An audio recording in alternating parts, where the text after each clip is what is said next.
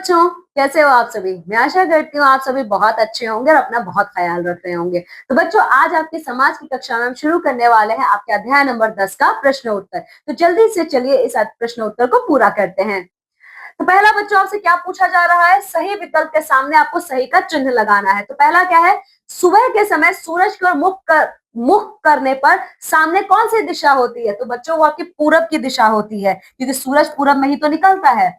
फिर बच्चों, दिशाएं कितनी होती हैं, आपकी 4 मुख्य दिशाएं होती हैं, ठीक है। फिर सूरज हमेशा डैश में छिपता है, तो सूरज हमेशा आपका पश्चिम दिशा में छुपता है। अब बच्चों देखिए, सूरज सदैव डैश में छिपता है, तो यहाँ पे आप लिखोगे पश्चिम।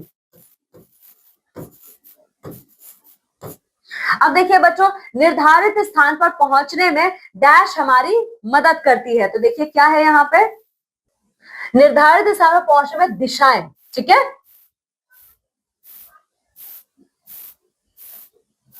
तो यहाँ पे बच्चों आप लोग लिखोगे दिशाएं।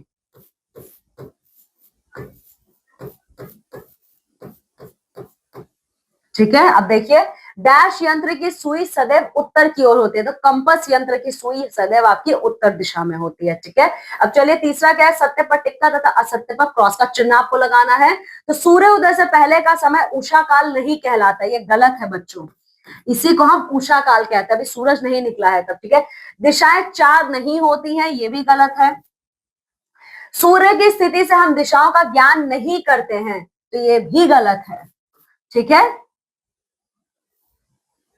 अब देखिए बच्चों, लिखित प्रश्न, निम्नलिखित प्रश्नों के आपको उत्तर देने। तो पहला क्या आपसे पूछ रहा है, मानचित्र में दिशाओं की स्थिति किस प्रकार होती है। तो मानचित्र में कैसी होती है बच्चों, इधर देखिए मानचित्र में ये है आपका।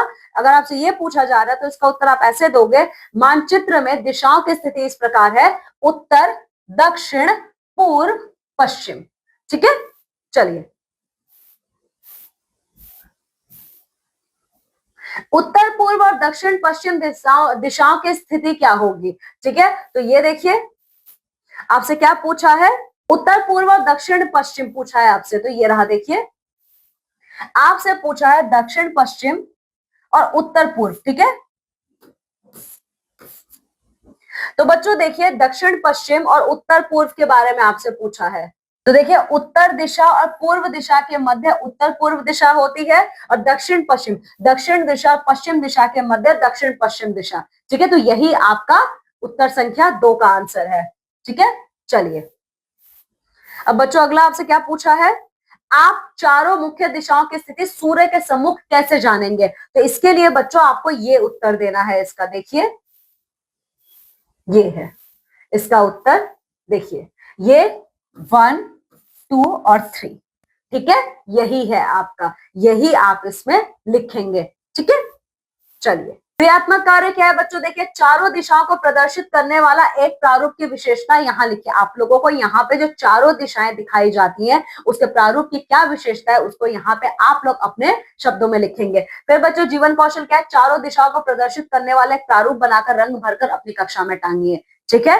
तो चलिए बच्चों, यहाँ पे हमारा अध्याय नंबर 10 भी पूरा होता है। अब आप सभी बच्चों को इस अध्याय को बहुत अच्छे से पढ़ना है, इसके सारे प्रश्नों उत्तर को अच्छे से हल करना है, ठीक है। अब मैं आपसे विदा लेती हूँ और मैं मिलूंगी अब आपसे आपकी अगली कक्षा में एक नए अध्याय के साथ। तब तक आप सभी अपना बहुत ख्याल रखिएगा। बाय।